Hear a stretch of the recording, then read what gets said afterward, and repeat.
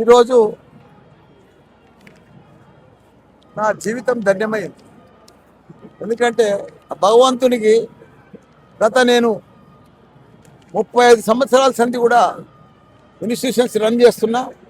Schools పెట్టినా, engineering కాలేజీలు పెట్టినా, మెడికల్ కాలేజీలు పెట్టినా, యూనివర్సిటీలు పెట్టినా, లక్షల మంది వరల్డ్ క్లాస్ ఇంజనీర్లను తయారు చేసిన, 1000 మంది టాప్ వరల్డ్ క్లాస్ డాక్టర్లను తయారు చేసిన, ఫార్మసిస్టులను తయారు చేసిన, మేనేజ్మెంట్ స్టూడెంట్లను తయారు చేసిన.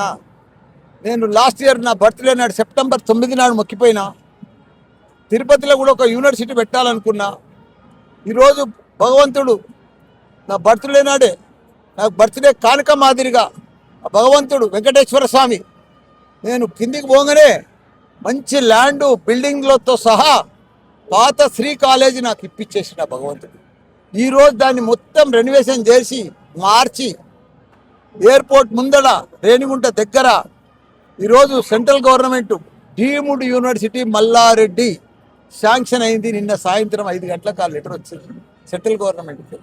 అందుకే ఆ దేవుని దగ్గర పెట్టిన ఆ లెటర్, పర్మిషన్ వచ్చిన లెటర్ యూనివర్సిటీ. అందుకే నేను ఫస్ట్ టైం ఒక తెలంగాణ బిడ్డ ఒక ఆంధ్రలో తిరుపతి దేవస్థానం దగ్గర నాకు యూనివర్సిటీ పెట్టడం ఒక గర్వకారణం.